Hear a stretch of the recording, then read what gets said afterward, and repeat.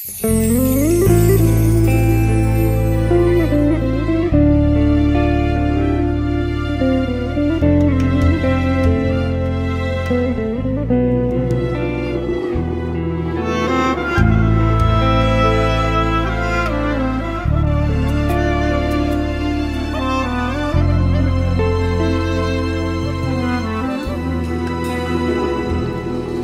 birga chiqsak, dushmanlik qilib bo'lmaydi. Menga ishonmasangiz, bu ish bo'lmaydi.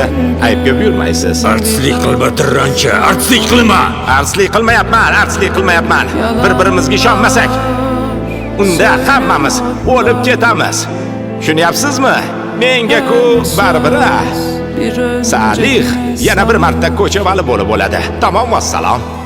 Lekin biz o'lsak, yaqinlarimiz ham jabr ko'radi.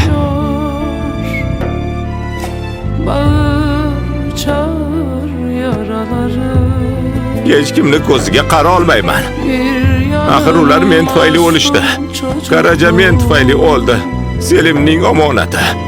Emmi dadamizning omonati. Jilasun dadasi men tufayli o'ldi. Yana u odam meni og'a dedi. Og'a. Hammasi men tufayli. Odamlar xato qiladi. Men ham xato qildim bo'ldi. Unday deya olmayman, tushunsanchi. Bu insonlarning gunohi meni bo'ynimda.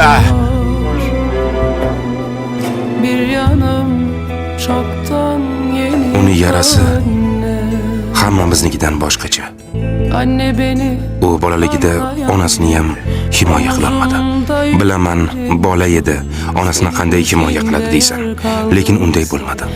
Men ham endi his qildim. Nega unday qilmadim? Boshqacha bo'lishi mumkin edi, himoya qilishim mumkin edi. Taqdirni o'zgartirishim mumkin edi. Tinmasdan shuni o'ylaysan. Uni vijdon azobi boshqa hech narsaga o'xshamaydi, opa. Hozir yana o'sha yerdan yana bir marta yaralandi. Kaldıysa başımı okşa biraz anne. Anne, beni anlayan yok. Omuzumda yüklerim çok. Seninkinde yer kaldıysa başımı koysam biraz anne. Anne, derdim dağlardan çok. Sorma halim, hiç gücüm yok.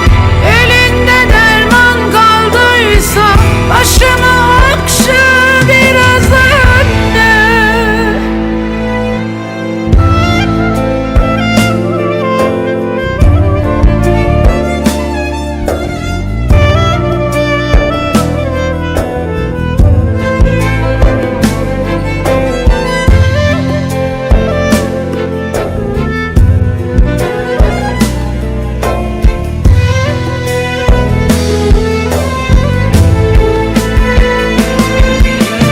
Anne, beni anlayan yok.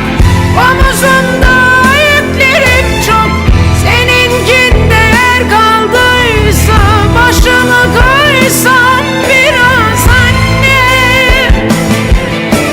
Anne, derdim dağlardan çok. Sorma halim, hiç gücüm yok. Elinde derman kaldıysa başımı okşa biraz anne.